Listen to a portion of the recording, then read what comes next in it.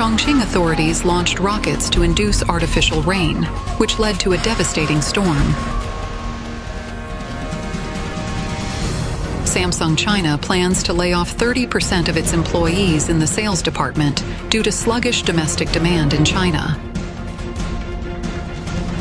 The average monthly salary at 42 mainland-listed banks has decreased, and 30,000 employees have been laid off.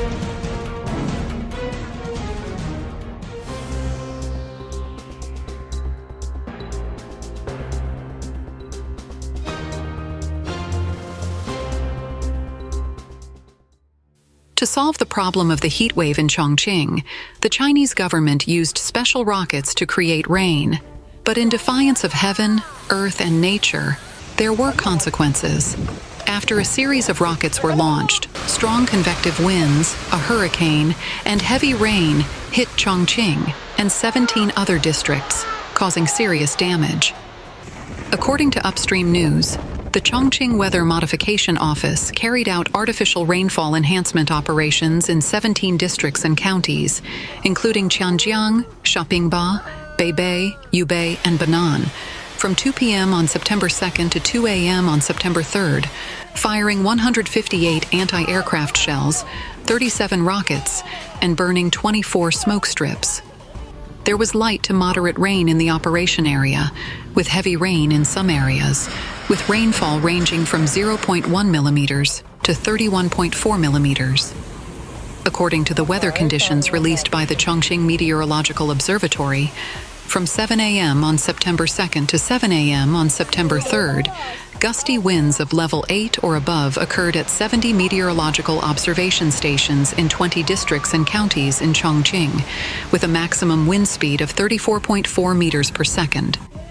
Because of the strong winds, many roadside trees were blown down, and some outdoor billboards were also torn off.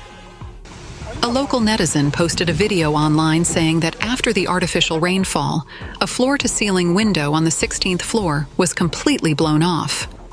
"Our window," the female homeowner exclaimed in the video. She captioned the video, "A sudden strong wind blew away the entire window on the 16th floor. Thanks to the artificial rainfall, I discovered this shoddy construction a day earlier." Not far away, a gas station was damaged. Many large trees were uprooted. Some were snapped by the strong wind, and cars were crushed. Netizens complained. Other places had natural disasters, but Chongqing had man-made disasters. Moreover, after the heavy rain and strong winds, local residents commented, "It's even hotter today. The artificial rainfall failed, and it's like the end of the world." Some netizens criticized, "I don't know how much significance this rainfall has. It's still scorching today." Although there were strong winds and heavy rain yesterday afternoon, many trees and some buildings were damaged. Cars parked on the roadside were crushed by trees, and electric vehicles were blown down, twisted and bent, leaving a mess everywhere. Artificial rainfall is destroying the ecological balance. Temporary rainfall in Chongqing is worse than the high temperatures. It's hot when there's no rain, and it's stuffy and steamy when it does rain. The Chongqing Meteorological Observatory predicts that the highest daytime temperature on the 3rd will still be 42 degrees Celsius, and a high-temperature red warning signal was issued at 11:20 a.m. on the same day. The highest daytime temperature in Chongqing on the 4th and 5th is also expected to be above 40 degrees Celsius. Since late August, Chongqing has been experiencing high temperatures. On September 3rd, China Weather Weibo reported that, starting from noon today, the top 10 high-temperature rankings in the country were all stations in eastern Sichuan and Chongqing, most of which were stations in Chongqing. At 1400, they were all stations in Chongqing, which dominated. The heat in eastern Sichuan and Chongqing remains severe. In the afternoon, the surface temperature in many places exceeded 50 degrees Celsius, and some areas surpassed 60 degrees Celsius. Xi'an and Anhui even exceeded 70 degrees Celsius. Chongqing Weather Forecast said that it is expected Chongqing will continue to experience sunny, hot, and high-temperature weather for the next 10 days, September 3rd to 12, with no significant precipitation. Samsung China plans to lay off 30% of its employees in the sales department due to sluggish domestic demand in China. Due to China's economic downturn and weak domestic demand, Samsung Electronics plans to lay off 30% of its employees in its sales department in China by 2025, with the first wave of layoffs affecting 8%, or about 130 people. The Seoul Economic Daily reported on September 4th that intensified competition in the Chinese market and weak domestic demand, caused by the economic downturn, have made Samsung Electronics' operating prospects in China uncertain. In response, the company has implemented extreme restructuring measures. According to industry sources, Samsung Electronics China recently issued a restructuring notice to employees in the sales department and has begun accepting voluntary resignation applications from employees. It is expected that 8% of the 1,600 sales employees in China, or about 130 people, will be affected in the first round of layoffs. This layoff is just the beginning. It is expected that layoffs may reach 30% by next year, said a company insider. Due to sluggish sales of Samsung smart TVs, smartphones, and other products in the Chinese market, the company plans to lay off Chinese employees in the sales department and indirect support staff in the production department by next year, with the layoff process already initiated. Samsung Electronics China stated that the layoffs are intended to improve organizational efficiency and market competitiveness, and to make necessary business adjustments and personnel optimization. The company plans to reduce the number of employees in its Chinese sales department by about 30% by 2025. Reports indicate that all of Samsung Electronics China's sales employees are locally hired Chinese staff. The news of layoffs has reportedly shocked many of these employees. Since 2018, Samsung Electronics has successively closed several mobile phone and computer factories in China, transferring production to India, Vietnam, and other countries. At the same time, Samsung laid off a large number of Chinese employees, which has had a noticeable impact on the local economy. The average monthly salary at 42 mainland-listed banks has decreased, and 30,000 employees have been laid off. The semi-annual reports of mainland A-share listed companies have been disclosed, revealing the average salary of more than 2.5 million employees across 42 banks. For the first time, the average monthly salary has declined, and the overall number of employees has decreased by more than 30,000. Due to pressure on the banking industry's operations, the total number of employees at these 42 listed banks decreased in the first half of this year, and overall salaries dropped for the first time. It is estimated that the annual salary outlook for bank employees may not be optimistic. Data shows that the average salary in the banking industry generally declined in the first half of 2024. For example, the average monthly salary at China Merchants Bank decreased by 3.7% year-on-year in 2023. Today, the average monthly salary at the bank is 6,000 yuan, lower than it was 3 years ago. In terms of employee numbers, the total workforce at these 42 listed banks exceeds 2.56 million, a reduction of about 38,000 people compared to the beginning of the year. Cutting staff and reducing salaries may be among the measures banks are taking to improve efficiency and reduce costs. In the first half of this year, most banks reduced their workforces. Of the 42 listed banks, 32 saw a reduction in staff compared to the beginning of the year. Changes in employee numbers at the 6 state-owned banks have garnered the most attention. ICBC saw the largest reduction. According to the bank's semi-annual report, as of the end of June, ICBC had a total of 409,000 employees, a decrease of more than 10,000 compared to the end of 2023. In recent years, salary cuts and layoffs in the banking industry have become unavoidable topics for bankers. On the evening of August 15th, Ping An Bank released its 2024 interim report, which provided detailed information on its workforce, serving as a comprehensive example of bank layoffs in the first half of this year. By comparing Ping An Bank's data from the end of 2023 to June 30th, 2024, it was found that within half a year, the number of employees dropped from 42,757 to 40,452, with 2,305 layoffs. This data only covers Ping An Bank, not Ping An Wealth Management.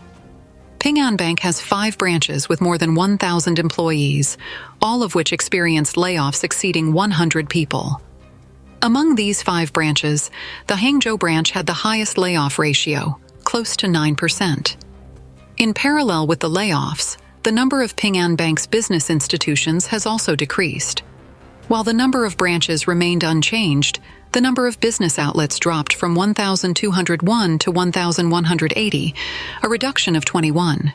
The Shenzhen branch, for example, decreased from 101 to 97 outlets, a loss of 4.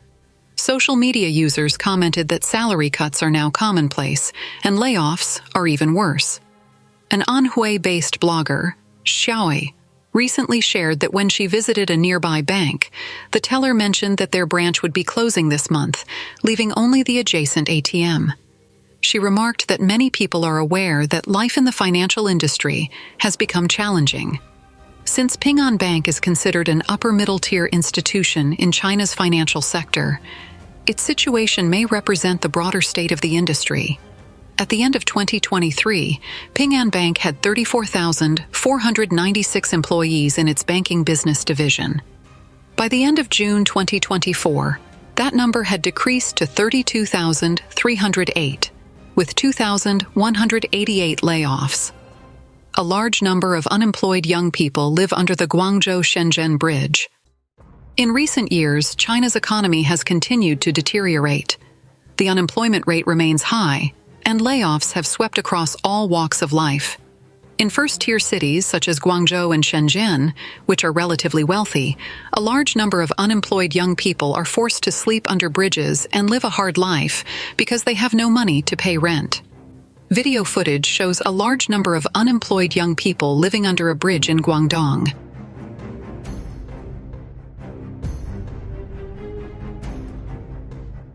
They have no fixed jobs and no money to pay rent. Sometimes they rely on picking up waste to sell for some money to eat. This is a large group of unemployed people living under bridges in Shenzhen. The netizen who filmed the video said that the economy will be worse next year and that there will be more unemployed young people here.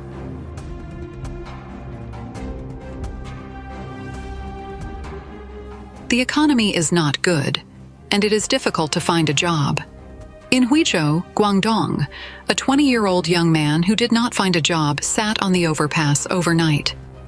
A kind passerby offered him a room to sleep, but he refused.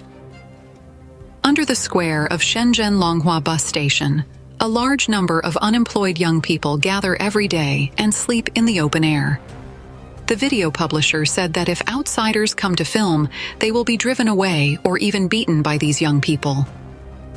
In a park in Guangdong, several unemployed young people lived on park benches, but were driven away by policemen and were not allowed to stay. The trees in the park were still hung with the young people's spare clothes. On the streets of Shenzhen, a college student who graduated from a prestigious university was laid off by a large factory and was forced to sing on the street. The sad lyrics resonated with the audience, and they sang together, reflecting on the hardships faced by contemporary young people. Some netizens posted a video explaining why many young people choose to lie down. One joked that he also wanted to get married, but was originally 1 million yuan short of buying a house. After working hard for a year, he found that he was 1.5 million yuan short. He had no choice but to give up and no longer wanted to marry or have children. Although it was a joke, it voiced the frustrations of many workers. Some netizens commented, "Yes, I can't manage it now, and I won't worry about it when I get old. It's useless. In the end, it's all for nothing." The video of a large number of unemployed young people living under the bridge attracted attention. Some netizens asked, "Where have all the Chinese government officials and the Ministry of Commerce gone? Why are so many young people unemployed? They are all good kids. At least they didn't break the law. If this continues, the country will be ruined." Beijing, Shanghai department stores. Close in 3 months, Chinese youth cry in the streets because of unemployment and deadlock. In China, the rise in homelessness is evident. People lack basic necessities like a home or even a dream for the future. Surviving each day becomes the primary goal, highlighting the dire situation many face. The economy is in shambles, with businesses struggling and factories closing down. This downturn leads to a decrease in purchasing power and a wave of bankruptcies across various sectors, including retail and real estate. Amidst this turmoil, individuals find themselves without a stable income, resorting to temporary jobs just to make ends meet. The term skilled individuals is used mockingly to describe those who wander the streets in search of work. These individuals, often without a fixed address, perpetuate a cycle of poverty, unable to escape the downward spiral. For those living on the streets, life is a constant struggle.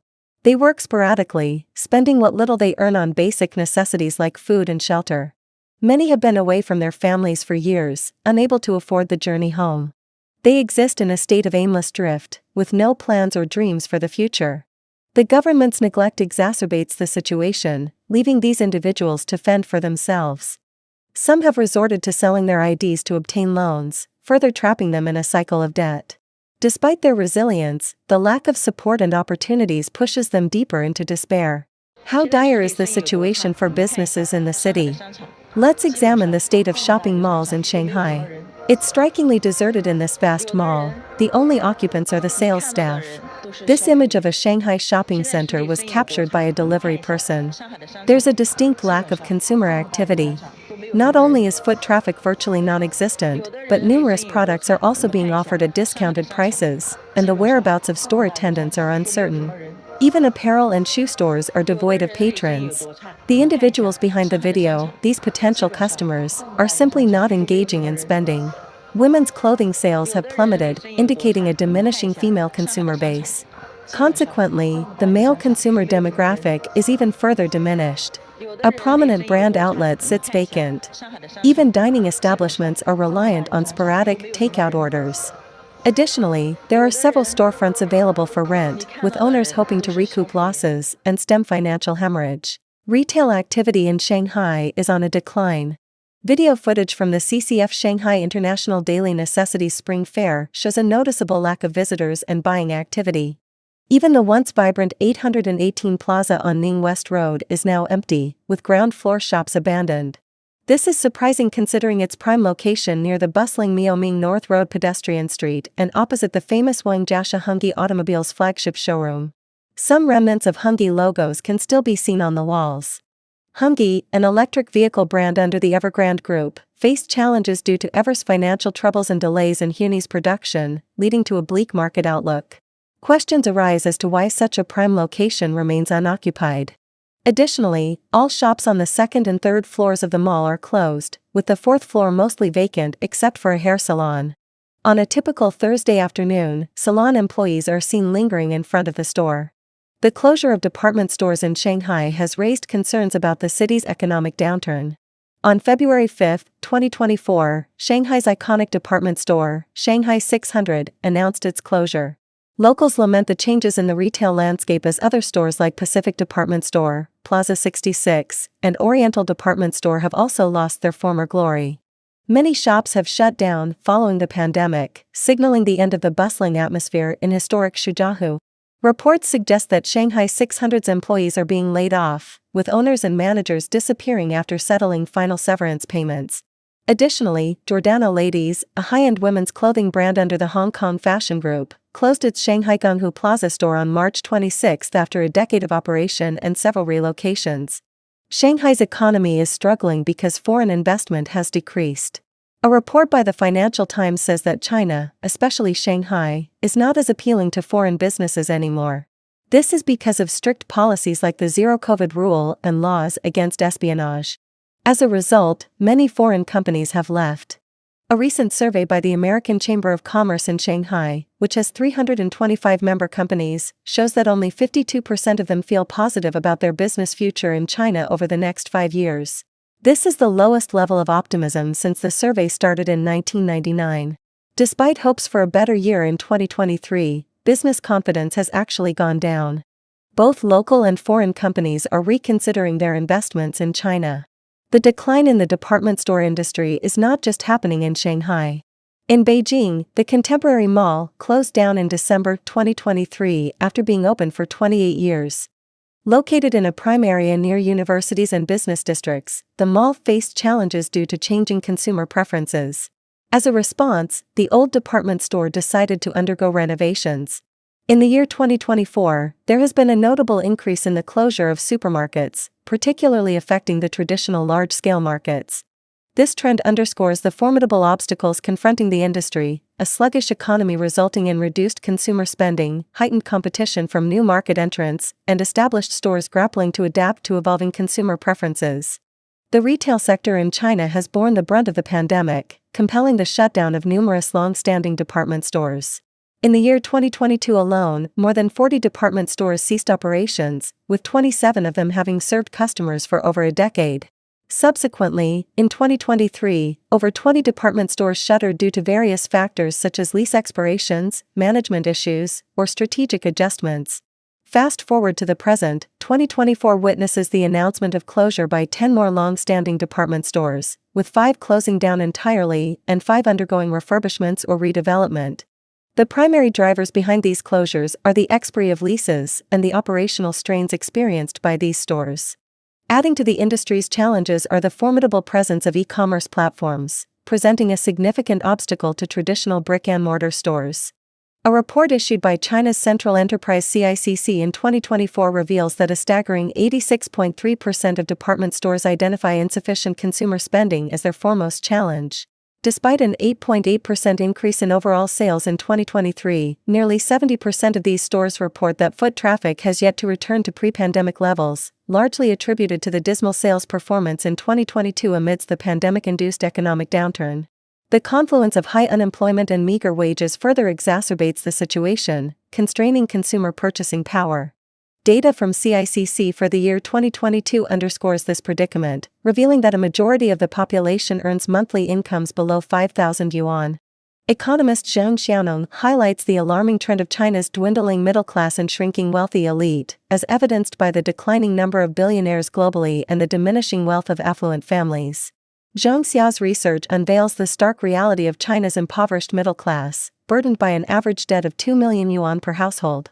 With a staggering 84% of the population categorized as impoverished, the government's policies, predominantly focused on bolstering manufacturing and domestic demand, fail to address the pressing needs of the populace.